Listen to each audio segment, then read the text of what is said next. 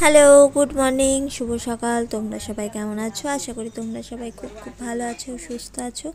আমিও ভালো আছি। আর এখন সকাল সকাল ঘুম থেকে উঠে একটু ফ্রেশ ট্রেশ হয়ে চাটা খেয়ে রেডি হয়ে গেছি। রেডি হয়ে এখন যাব সাহেবনগরে কাকিমার বাবার বাড়ি, সেখানেই যাব।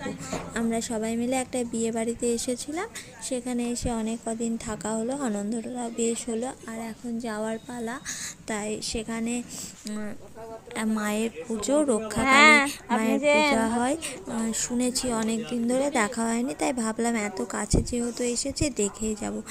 তার জন্য উঠে পড়ে রেডি হয়ে এখন বেরিয়ে যাচ্ছে। আর এখন যাবো রাস্তার দিকে, একটা টোটো তো যাবে না, অটো ধরে যেতে হবে।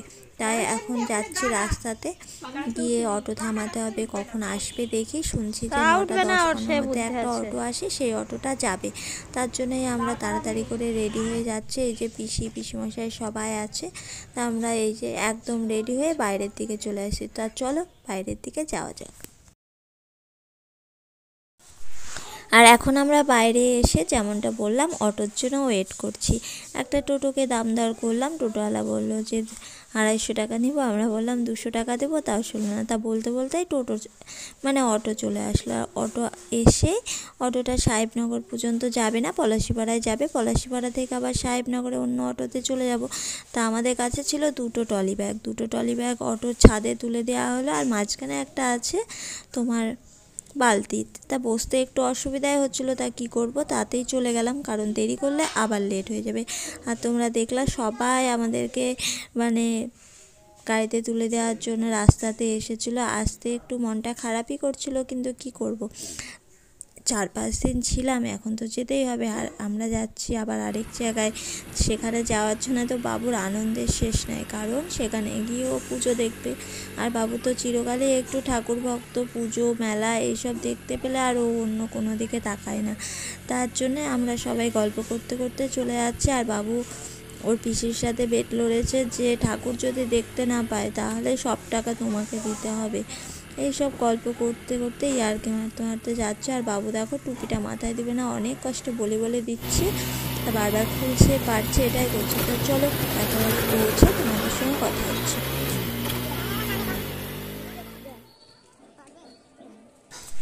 আর এখন পৌঁছে গেছি সাহেবনগরে মামার বাড়ির কাছে পৌঁছে গেছে। আর এখানে দেখো মামার বাড়ির ভেতরে যাওয়ার জন্য এই যে সাঁকুটা পার হয়ে যেতে হবে, কারণ এখানে অনেকটা বড় গর্ত আছে, তাই সাঁকু করা। তা বাড়ির ভেতরে আমরা পৌঁছে গেছি। আর এসে আমি একটু বসলাম, আর মামরা আস্তে আস্তে আসছে। পাশে আর একটা মামা আছে, সেখানে গল্প করছিল হয়তো, তাই একটু দেরিতেই ঢুকলো। আমি একটু আগেই চলে এসেছি। আর এসেই ওই যে মামা একটু আগে খাচ্ছিল, সেই মামাটা চা বানিয়ে দিল, আর কাকিমা আমাদেরকে দিচ্ছে। তা দেখো মামার হাতের চায়ের কালারটা বেশ সুন্দর হয়েছে। এখন চা খাবো। আর অনেকটা আগে এসেছি, তাই বাবুর খিদেও পেয়েছে, অনেকটা আগে বেরিয়েছি বাড়ি থেকে, তাই বাবুকে রান্না করে দেওয়া হলো ম্যাগি। আর আজ তো আমাদের মূল ষষ্ঠী, তার জন্য স্নান করে আমাদের খাওয়া হবে। তা মামি বলছে যে যাও স্নান করে নাও, তারপরে খাওয়া দাওয়াটা হবে। সেই কারণে বাবু ম্যাগি খাচ্ছে, আর এদিকে মামা ঘাস কাটছে। আর আমি এখন চলে যাব স্নান করতে। তা চলো স্নান করে ফ্রেশ ট্রেশ হয়ে আবার তোমাদের সঙ্গে কথা হচ্ছে।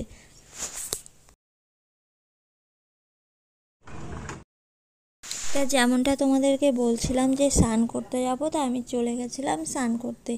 আমাদের কলটা এত কড়া, তা কী বলবো, কল পাম্প করে জলই উঠছে না।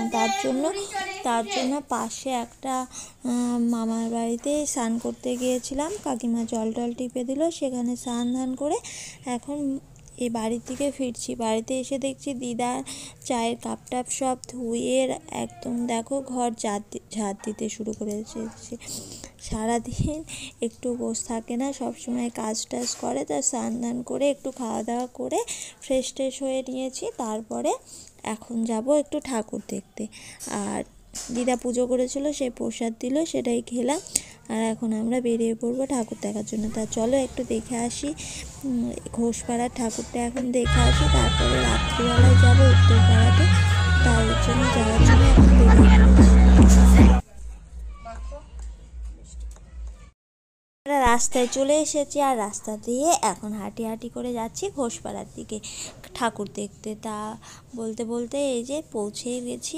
এই যে কালী মন্দির, মন্দিরটা নতুন তৈরি হচ্ছে, আর ওপরটা ছাদও এখনও হয়নি, নতুনই তৈরি হচ্ছে, আর এতটা সুন্দর হচ্ছে তা কি বলবো। তো চলো এখন প্রতিমা দর্শনটা করে আসি। আর ধাপিগুলো দেখছো, কতগুলো ধাপি, এক পা করে ঠাকুরের কাছে চলে এসেছি। এই যে কত বড় ঠাকুর, আমাদের ওদিকে এত বড় ঠাকুর হয় না। এই ঠাকুরটার কথা অনেক দিন আগেই শুনেছি, কিন্তু আসা হয়নি, তাই এবার চলে আসলাম। আর শিব ঠাকুরের পায়ের উপর দেখো বাতাসায় ভর্তি, আর এদিকে হাতের উপরেও সিঁদুরের থান, কাপড় এইসবে প্রচুর আছে, সব কিছুতে ভর্তি হয়ে আছে। আর কাকিমার মাম চলে গেল ঠাকুরের প্রণামী বাক্সে দক্ষিণা দিতে আর মাকে প্রণাম করতে। তা আমিও এখানে দক্ষিণা দিয়ে ঠাকুর প্রণাম করে নিলাম। ঠাকুর দর্শন করে চলে এসেছি আগে, যখন মন্দির ছিল না, যেখানে পুজোটা হয় সেখানে, যে বাড়িতে স্বপ্ন দিয়েছিল সেই বাড়িতে চলে এসেছে। আর ভেতরের ওইদিকে ভর উঠেছে। তা ঠাকুর দর্শন করে এখন আমরা চলে এসেছি বাড়ির দিকে। তা রাস্তায় মামের একটা বান্ধবীর বাড়িতে চলে গেলাম। তা বান্ধবীর সাথে একটু গল্প টল্প করছে। আর আমার ভিডিওটা আমি এখানেই শেষ করবো। তা আশা করি আজকের ভিডিওটা দেখতে ভালো লেগেছে। আবার দেখা হবে নেক্সট পার্টে বিকেলবেলাতে। তা চলো আজকের মতো টাটা, বাই বাই, গুড।